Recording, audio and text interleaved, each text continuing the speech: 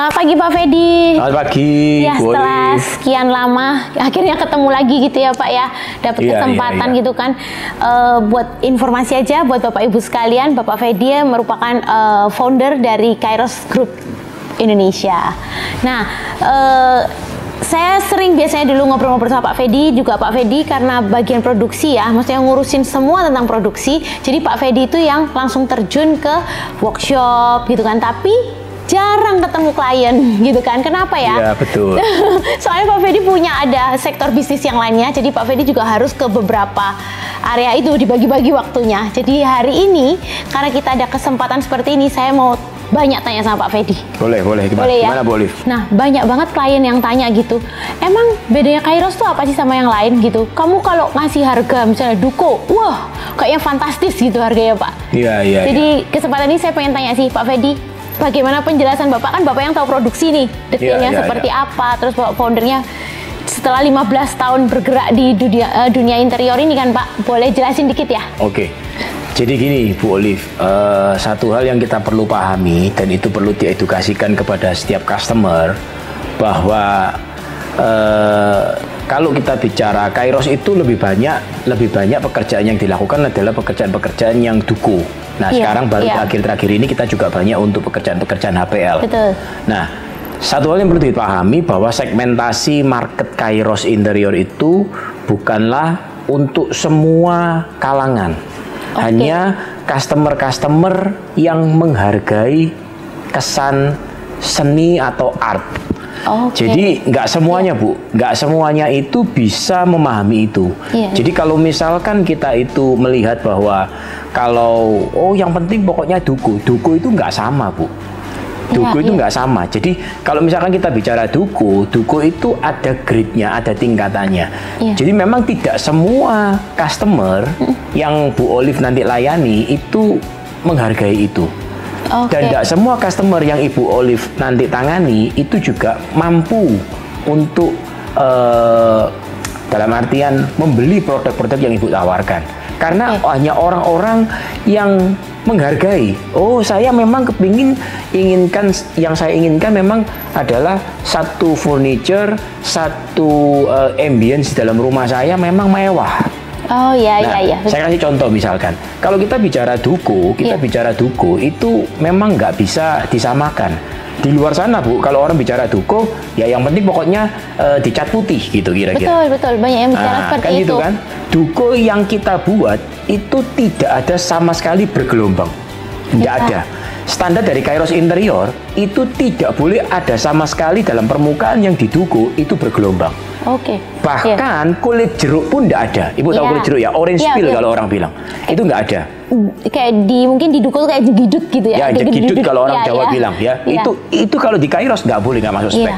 Nah, saya perlu terangkan ke Ibu Olive dan jadi mungkin ini bisa diedukasikan kepada customer Bu Olive nanti bahwa untuk menghasilkan produk yang betul-betul flatness-nya itu seperti kaca, itu prosesnya panjang. Dari kita bicara mulai dari proses sanding sealer, terus kemudian masuk ke proses top coat, sampai digosok dengan kertas gosok sampai kertas gosok 2000. Kalau misalkan kita permukaan dukonya itu nggak bagus, gelombang-gelombang hasilnya, itu berarti tahapan dukuannya itu sangat pendek. Itu pertama. Jadi kalau untuk menghasilkan produk yang bagus, yang premium, itu harus tahapannya panjang. Jadi waktu pengerjaannya pun juga panjang. Otomatis itu costly. Itu pasti biayanya pun juga tinggi. Tapi Bu, satu hal yang perlu diketahui, kalau kita memang mengharapkan satu produk yang premium, kita harus berani spend budget. Jadi nggak mungkin kalau misalkan kita bisa ingin mendapatkan satu flatness yang flat seperti kaca, lalu kemudian kita nggak mau ibaratnya keluarkan kos yang lebih. Saya minta supaya bagus, lalu kemudian bayar tukang yang bodoh-bodoh, nggak mungkin bisa jadi. Nah, jadi nanti saya akan tunjukkan. Kalau gitu sekarang aja daripada nanti. Kita ke sana. Tak tunjukin. Ini contoh. Ini kelihatan ini. Coba dilihat pantulan lampu itu. Boleh kelihatan ya itu ya. Di ujung itu ada pantulan lampu itu. Nah, itu kalau misalkan Duko yang bagus itu harus flat seperti kaca.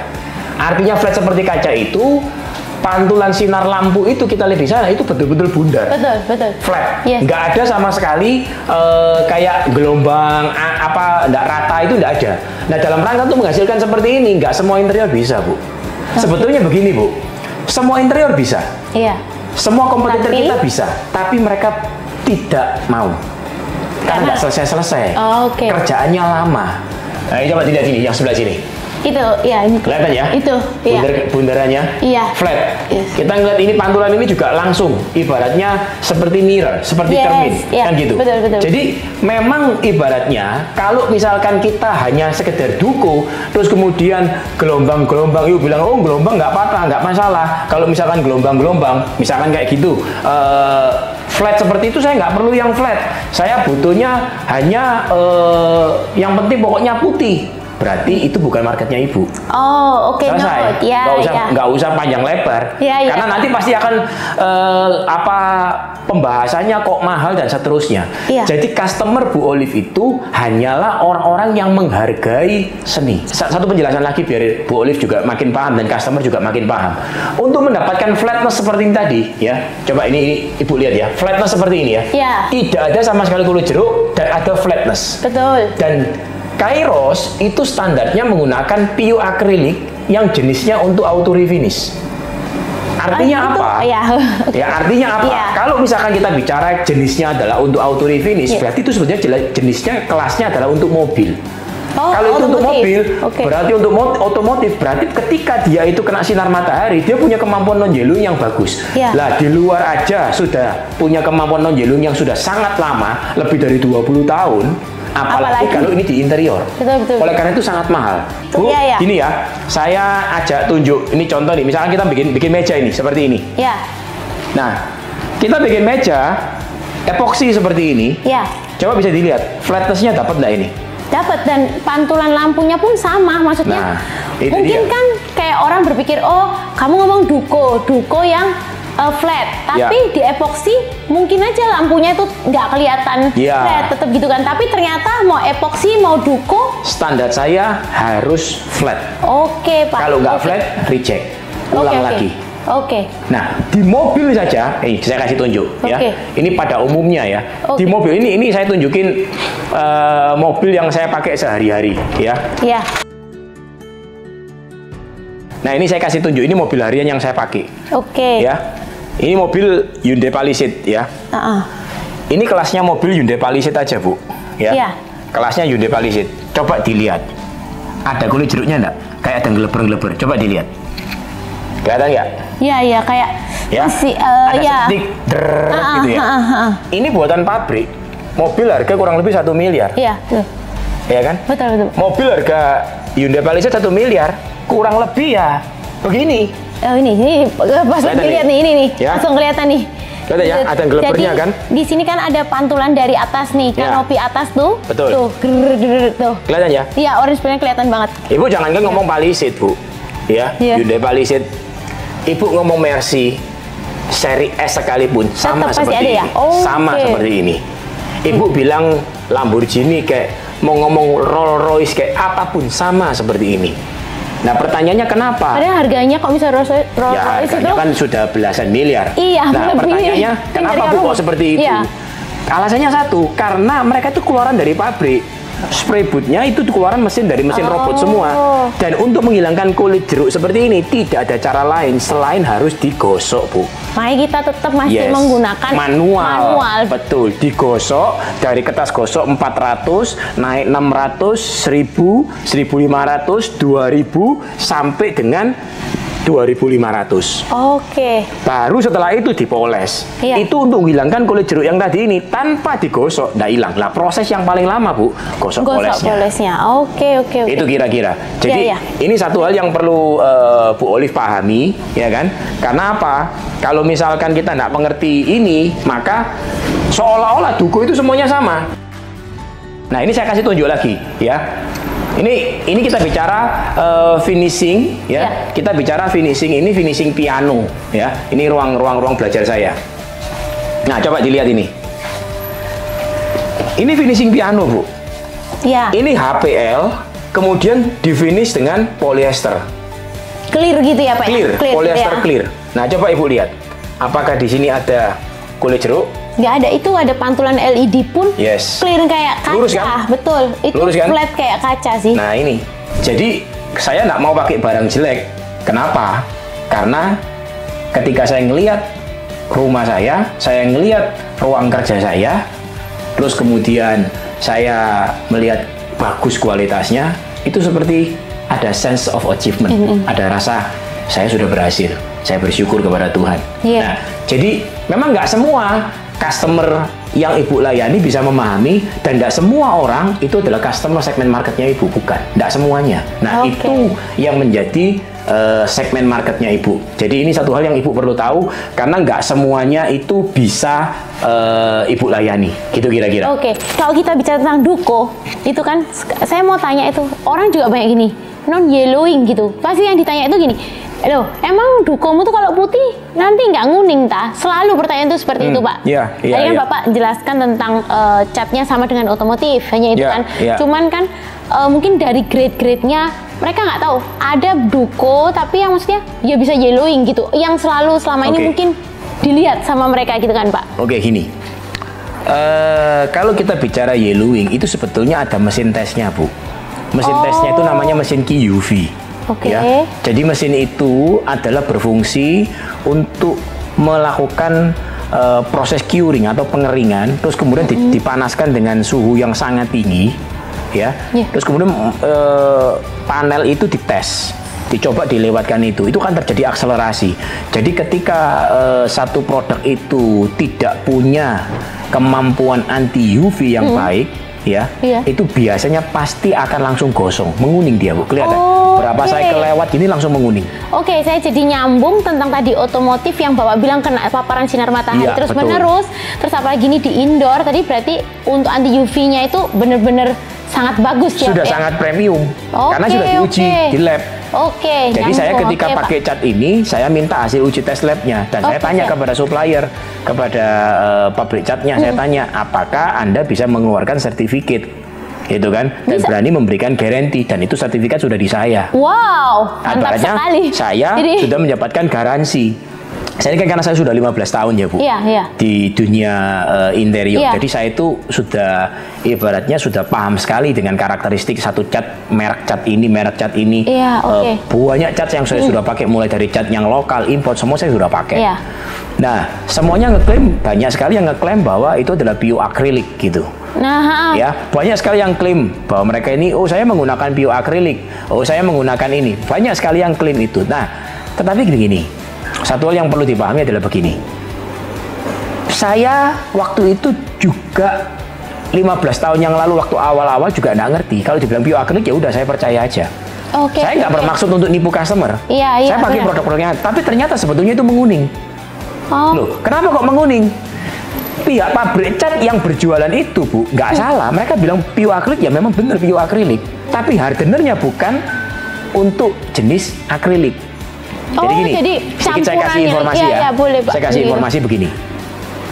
Kalau kita bicara cat, jenisnya yang non-yellowing itu pasti jenis catnya akrilik poliol. Ini sedikit Ibu ngerti. Akrilik poliol. Terus kemudian hardenernya harus yang menggunakan jenisnya isocyanat yang alifatik. Alifatik. Ini sedikit teknis ya, Bu. Ya.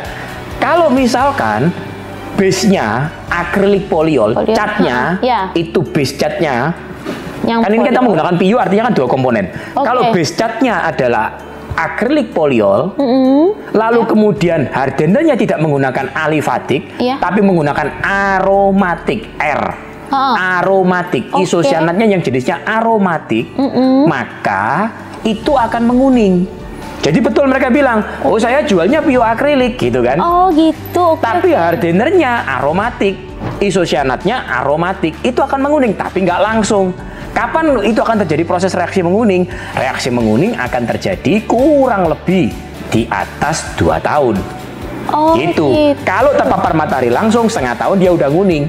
Tapi kalau di dalam ruangan selama nggak terpapar matahari langsung, maka dia akan cukup lama, 2 tahun. Lah yang jadi persoalan kan satu, customer kan nggak lagi notice, Bu. Kalau saya pribadi saya percaya bahwa itu bukan full PU akrilik. Bukan full akrilik polyol, dan isocyanatnya bukan yang alifatik, bukan. Oke. Itu tidak akan ketahuan dalam waktu dekat, ketahuannya nanti. Oleh karena itu biasanya itu dimainkan oleh desainer. Dimainkan dengan cara apa? Warnanya tidak berani putih, Bu. Oh gitu. Dimainkan dengan warna gelap.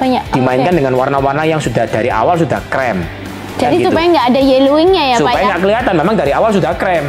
Oke. Kan gitu. Iya. Itu caranya kita nyuri itu begitu, tanda kutip ya, Bu ya. Caranya untuk mengantisipasi. Karena dari pihaknya desainer pun juga tidak ingin ada perubahan desain. Artinya setelah dipakai berapa tahun, mereka juga tidak kepingin ada perubahan desain, ada perubahan warna. Maka dari awal, dan mereka juga kepingin waktu itu mereka juga mencari siapa sih pabrik cat yang berani menggaransi. Tapi tidak ketemu. Iya. Karena memang terpentok dengan harga. Gitu loh. Solusinya gimana caranya? Saya sebenarnya kepingin putih, tapi nggak ada yang bisa memberikan garansi, nggak berani jamin bahwa ini tidak akan menguning. Ya akhirnya mereka, karena tidak ada yang berani jamin, ya mereka kan mesti membantu klien-klien mereka supaya tidak sampai mengalami kekecewaan. Jadi kasih warna. Tapi sebetulnya sekarang sudah ada solusi. Saya buka aja, saya open aja, gitu kan? Saya pakai Durevole yang jenisnya DAR. Itu Durevole Auto Refinish. Oke, boleh dicatat buat ya kan? Interior, mungkin itu. Bapak Ibu juga bisa tahu gitu kan. Kalau pakai Durevole Auto Refinish DAR 3001. Itu kan yang warna putih, ada juga yang warna clear. Itu. Jadi tips tidak yellowing itu Bapak supaya Ibu. nggak yellowing gitu. Oke. Karena kalau misalkan kita nggak pakai itu, saya juga nggak berani. Nah, kalau tentang kayu ini Pak, kan banyak ya yang bilang nggak tahu nih, 3 tahun ini rayap itu kayaknya super duper luar biasa, nggak cuman istilahnya kayak dari tembok apa kayuan semua, terus kayak plastik kresek itu juga dimakan katanya Pak. Jadi kan pasti agak worry juga ya Pak, maksudnya saya gitu kan, waduh gimana nih kalau misalnya kayunya dimakan apa-apa. Tapi yang saya tahu Kairos secara anti rayapnya sudah sangat-sangat berlapis Pak. Gini, saya berikan sedikit gambaran. Boleh. Jadi kalau bicara tentang rayap, itu kan alam ya Bu ya. Iya. Itu tidak ada satupun termasuk Kairos Interior pun berani untuk menggaranti bahwa ini tidak akan dimakan rayap. Betul, ya itu nggak bisa. Iya. Saya ngomong apa adanya aja. Jadi saya nggak mau omong besar gitu ya. Iya. Bu Olive juga tidak boleh menyampaikan bahwa kita sudah pasti tidak mungkin dimakan rayap. Iya, Pak. Tidak mungkin. Itu satu hal yang impossible. Gitu. Tapi ada treatment khusus yang kita bisa upayakan. Yang pertama, ini tipsnya ya Bu ya. Jadi edukasikan kepada customer.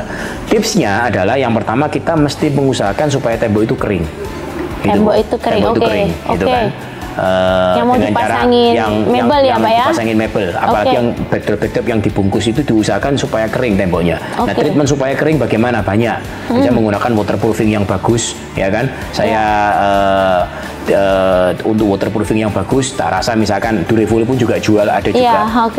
Ya kan? Terus kemudian atau Ibu bisa menggunakan, direkomendasikan customer itu menggunakan untuk area-area backdrop itu semuanya ditutup dengan menggunakan WPC. WPC itu, ya Pak ya? Wood Plastic Composite singkatannya. WPC singkatannya Wood Plastic Composite. Itu ditempelkan sebagai backing, sebagai bagian belakang. Nah, itu kalau dari sisi pencegahan. Pencegahan yang ketiga, yang tak rasa juga harus dan tidak kalah penting, itu adalah dari sisi perkayuannya. Nah, ya, dari sisi kayunya. Grade kayu yang dipakai itu harus grade-nya BBCC. BBCC ya Pak ya? BBCC itu ada grade untuk furniture. Nah, di luar sana Bu, banyak sekali supplier plywood. Ini kasusnya sama seperti supplier cat. Sama. Interior tidak punya bad intention, tidak punya motif yang buruk untuk merugikan customer atau klien. Tapi mereka pun juga jadi korban karena mereka lack of knowledge. Mereka kurang pengetahuan.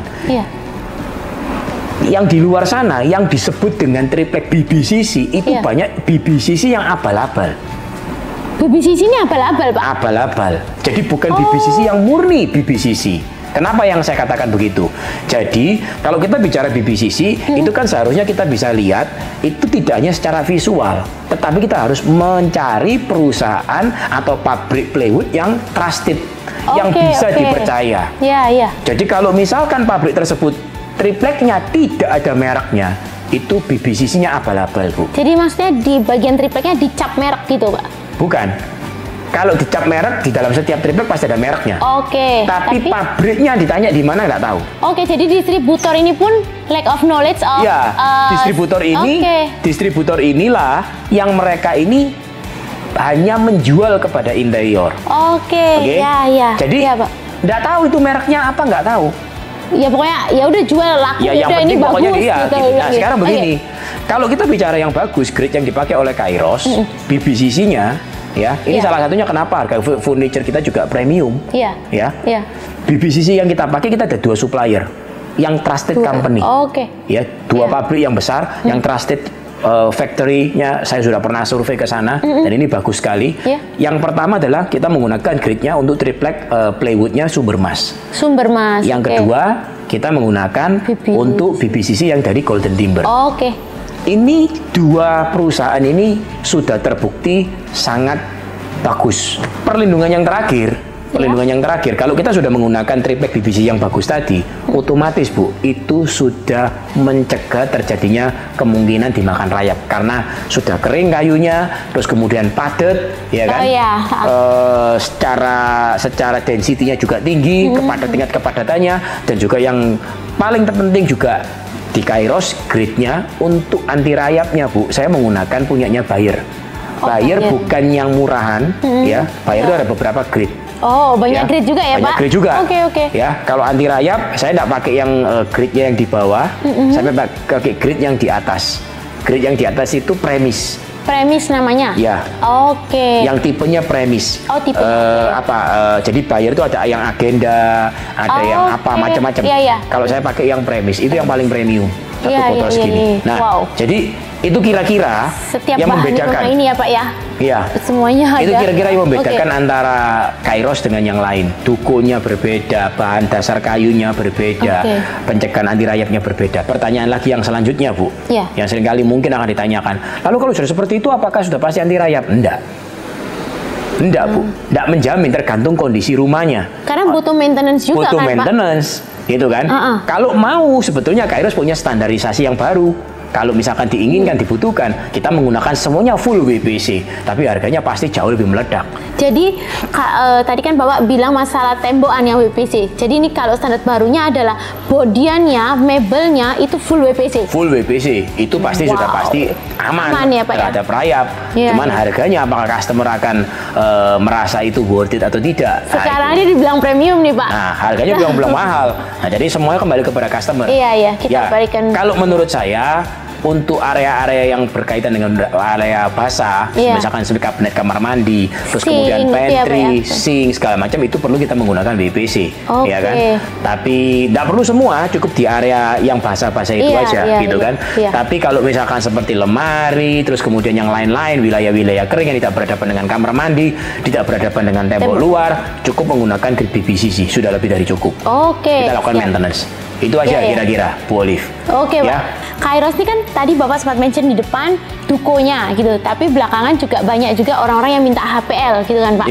Nah itu pun jadi pertanyaan. Kadang orang tuh HPL tuh mereka tuh takutnya tuh sering nontok itu loh Pak. Di luaran tuh kalau dibilang gitu kan. Oke. Jadi gini. Gimana Pak? Gini Bu. Apa yang menyebabkan HPL itu bisa melembung? Kalau orang Jawa bilang melembung, gembung kayak, gitu kan? Kenapa? Lepas itu. Karena gini, sebetulnya HPL itu treatmentnya, lem yang digunakan rahasianya sederhana. Lem yang digunakan harus bagus dan menggunakan mesin. Di kita, press machine itu ya Pak kita punya cold press. Cold press, oke. Jadi itu kita menggunakan lem putih, bukan lem kuning Bu. Bedanya Pak? Nah, kalau lem putih itu Ibu press dengan mesin cool press, terus kemudian didiamkan selama overnight. Itu ketika kering, Ibu ambilkan pisau, Ibu ambilkan tata, dicotik atau dipecah, dibuka, itu sudah tidak bisa. Dia menyatu mati. Oke Pak. Itu kalau menggunakan lem putih. Nah, kita menggunakan lem putih, gitu kan. Nah, banyak interior di zona tidak punya mesin cool press. Pak. Jadi mereka mengantisipasi, mereka menggunakan lem kuning. Gitu. Nah, lem kuning yang manual Bu, ditutuk sama palu, dok gitu kan. Nah, itu akibatnya lem kuning itu sebetulnya itu lem tidak bisa dipakai untuk HPL sebetulnya. Kalaupun terpaksa menggunakan lem kuning untuk bibiran-bibiran, untuk yang ketebalan edging-edging, yang mungkin ketebalannya sekitar 4-5 cm, nah disitulah fungsinya sebetulnya lem kuning. Itu nggak bisa pakai lem putih. Oh iya, nah, di area itu menggunakan lem kuning itu tidak boleh menggunakan lem kuning yang biasa-biasa. Saya kasih contoh. Lem kuning itu ada macam-macam lagi. Macam-macam. Oke. Lem kuning itu macam-macam, Bu Olive. Lem kuning itu ya banyak sekali macamnya. Saya tidak bilang bahwa lem kuning yang ada di pasaran itu jelek, tapi semuanya itu ada fungsinya. Menjadi jelek karena tidak diperuntukkan sesuai dengan fungsinya. Ya, Pak. Sebagai contoh, misalkan di pasaran itu yang juga dulu pernah saya pakai, itu lem itu adalah mereknya adalah misalkan contoh seperti lem kuning merek lem Power. Misalkan, Power. kalengnya warna biru dulu ya. Terus kemudian ada lem merek menjangan atau apa, lem kuning itu. Terus kemudian ada lem merek 168, lem Fox 168 gitu misalkan. Nah, lem kuning atau juga yang mereknya lem kuning Raja Wali gitu. Itu kuat, Bu, kalau sesuai peruntukannya. Oh ya. Misalkan itu lem-lem kuning-kuning seperti itu, misalnya saya pakai untuk ngelem spon, untuk bikin bekelitan seperti ini. Ini juga menggunakan lem kuning. Kalau itu dipakai untuk spon, bagus. Ya, paham, Pak. Kalau dipakai untuk ngelem sepatu yang ada tekanan terus-menerus, dia elastis tekanan, itu bagus. Ada nggak lem kuning yang grade-nya premium? Ada, Bu. Jadi gini contoh, Fox itu ya, lem kuning Fox itu mengeluarkan 3 grade. Satu Fox yang paling standar, yang tadi saya bilang untuk spon, untuk yang macam-macam, yang paling standar itu namanya lem Fox 168. Kalengnya warnanya orange itu, orange kuning itu. Lalu naik grade lagi, Bu.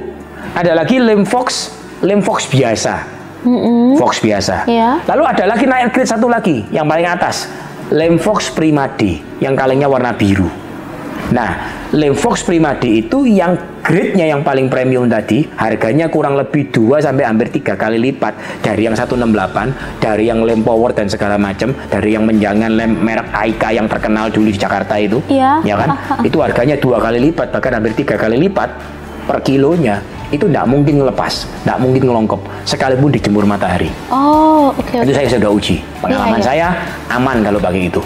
Kita ingin memberi manfaat kepada customer, jangan sampai customer kecewa. Saya nggak mau orang beli kemudian kecewa, tidak bisa diterima dengan alasan, loh saya nggak tahu. Ya kalau saya nggak tahu ya jangan jualan, makanya saya harus tahu, saya harus belajar. Prinsipnya kita harus terus growing, harus belajar, supaya orang yang sudah percaya sama kita tidak menyesal. Karena memang saya punya skillnya, dan itu saya tularkan kepada semua tim yang ada di Kairos Group. Itu jadi betul, Pak. Itu jadi menjawab satu kebutuhan dasar manusia, kepastian. Bapak bisa memberi kepastian kepada seluruh klien Bapak, gitu ya. Seluruh klien. Jadi sepanjang mata melihat, telinga mendengar, pikiran menganalisa, hati merasakan, saya tidak mau nipu orang. Gitu ya. Jadi kata kuncinya seperti itu. Jadi sepanjang mata saya melihat, telinga saya mendengar, pikiran saya melogika, hati saya merasakan bahwa ini terbaik untuk customer, maka saya akan jual. Siap, Pak. Itu standarisasi kita, ya. Siap. Itu aja, Bu Olive ya. Terima kasih ya, Pak. Thank you.